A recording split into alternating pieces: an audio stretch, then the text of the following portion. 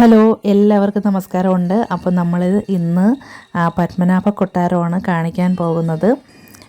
അതായത് നമ്മൾ രണ്ട് സ്ഥലത്ത് പോയി, പത്മനാഭ കൊട്ടാരത്തും കന്യാകുമാരിയിലോട്ടും പോയി. നമ്മളിവിടെ നിന്നൊരു വണ്ടി പിടിച്ചിട്ടാണ് നമ്മൾ പോയത്.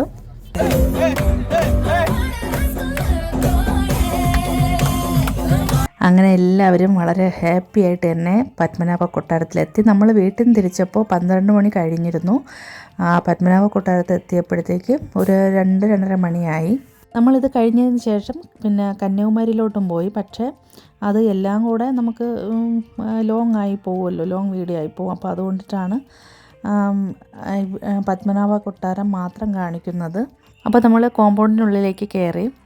അപ്പോൾ ഈ പത്മനാഭ കൊട്ടാരം തമിഴ്നാട്ടിലെ തക്കലയ്ക്കടുത്താണ്. തിരുവിതാംകൂർ മഹാരാജാക്കന്മാരുടെ കൊട്ടാരമായിരുന്നു ഇത്. ഇത് കേരള സർക്കാരിൻ്റെ അണ്ടറിലാണ് ഇപ്പോൾ ഉള്ളത്. അപ്പോൾ അതിൻ്റെ കാഴ്ചകളിലേക്ക് നമുക്ക് പോകാം. ഇപ്പോൾ മനോഹരമായ ഒരു പഴയകാല കൊട്ടാരമാണിത്. 400 വർഷത്തിൽ പരം അധികം പഴക്കമുണ്ട്. അപ്പോൾ കൊട്ടാരം കാണുന്നതിന് നമുക്ക് ഇവിടുന്ന് ടിക്കറ്റ് എടുക്കണം. 50 രൂപയാണ് ടിക്കറ്റ്. വിദേശികൾക്ക് 500 രൂപയാണ്. അപ്പോൾ നമുക്കിനി അകത്തെ കാഴ്ചകളിലേക്ക് പോകാം.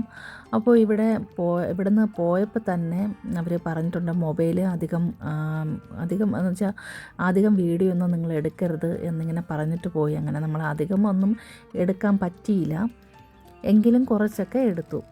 ഇവിടെ രാജാവ് ഭരണപരമായ തീരുമാനങ്ങളൊക്കെ എടുക്കുന്നത് ഈ മന്ത്രശാലയിലിരുന്നാണ്.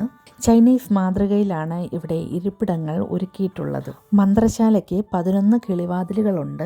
തടിയിലൊക്കെ തീർത്ത മനോഹരമായ കൊത്തുപണികളാണ്.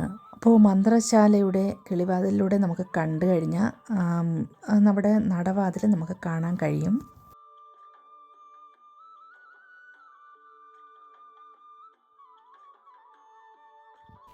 ഇനി പോകുന്നത് നമ്മൾ ഓട്ടുപുരയിലോട്ടാണ്. അപ്പോൾ ഇവിടെ മുകളിലത്തെയും താഴത്തെയും നിലകളിൽ 2000 പേർക്ക് സദ്യ ഉണ്ണാനുള്ള സൗകര്യങ്ങളൊക്കെ ഉണ്ടാക്കിയിട്ടുണ്ട്.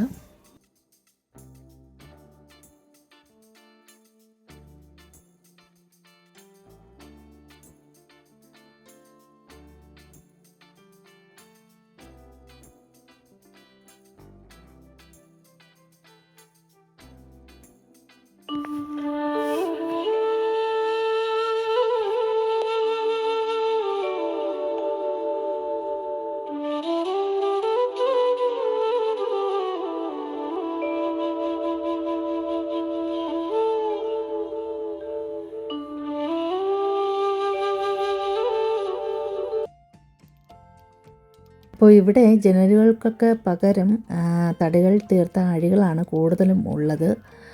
അപ്പോൾ ഇതിനകത്ത് നമുക്ക് ഒട്ടും ചൂട് അനുഭവപ്പെടാറേ ഇല്ല. ഈ തായ് കൊട്ടാരത്തിൽ നിന്ന് നമ്മൾ നടന്നെത്തുമ്പോഴത്തേക്കും ഒരു നടുമുറ്റം കാണാം.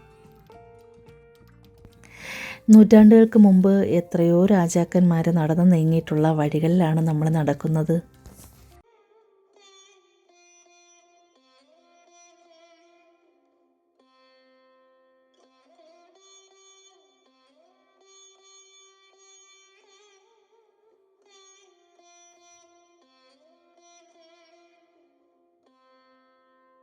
പിന്നെ ഈ വരാന്തയിലൂടെ നമ്മൾ നടന്നു നീങ്ങുന്നത് ഇത് രാജാവിൻ്റെ അമ്മ മഹാറാണിയുടെ ശയനമുറിയാണ്. ഇനി നമുക്ക് ഈ ഒരു വരാന്തയിലൂടെ മുന്നോട്ട് നടക്കാം.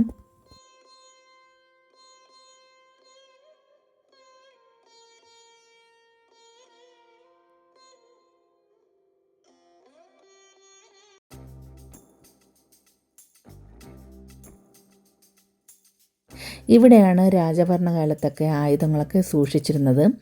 ഈ മുറികളിലായിരുന്നു. നീളം കൂടിയതും വീതി കുറഞ്ഞതുമായ ഈ മുറികൾക്ക് ജനാലകളൊന്നുമില്ല. 2 വാതിലുകൾ മാത്രമേ ഉള്ളൂ. പിന്നെ ഇവിടെയാണ് രാജാക്കന്മാർ ഉത്സവങ്ങളിൽ തേരോട്ടം വീക്ഷിച്ചിരുന്നതും വിശേഷ ദിവസങ്ങളിൽ പ്രജകൾക്ക് ദർശനം നൽകിയിരുന്നതൊക്കെ ഇവിടെ ഇരുന്നാണ്.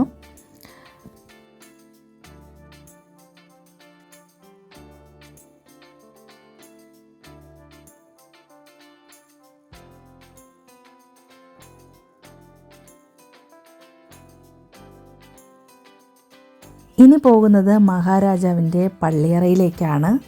തടിയിൽ തീർത്ത സപ്രപഞ്ച കട്ടിലാണ് ഇവിടുത്തെ പ്രധാന ആകർഷണം. ഇതൊരു ഔഷധ കട്ടിലാണ്. ഈ ഒരു ഔഷധ കട്ടിലാണ് മഹാരാജാവ് ശയിച്ചിരുന്നത്.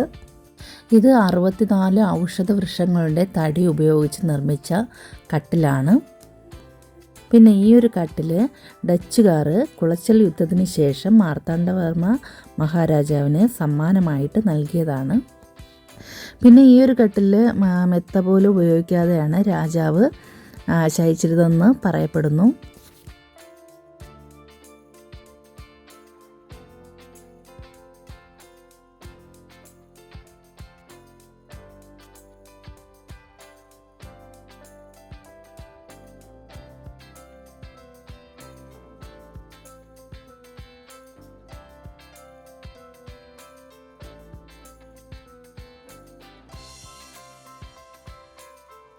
പിന്നെ പണ്ടുകാലത്ത് അവർ ഉപയോഗിച്ചിരുന്ന അരകല്ലൊക്കെയാണ് ഇതൊക്കെ.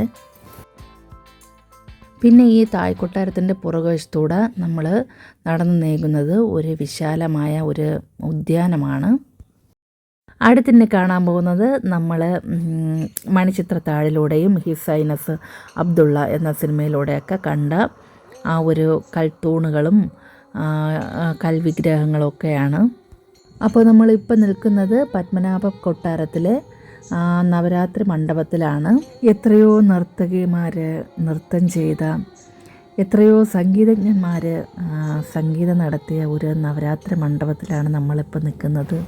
നവരാത്രി മണ്ഡപം കണ്ടു കഴിഞ്ഞാൽ പിന്നെ നമുക്ക് പതിയെ കൊട്ടാരത്തിന് വെളിയിലേക്ക് ഇറങ്ങാം.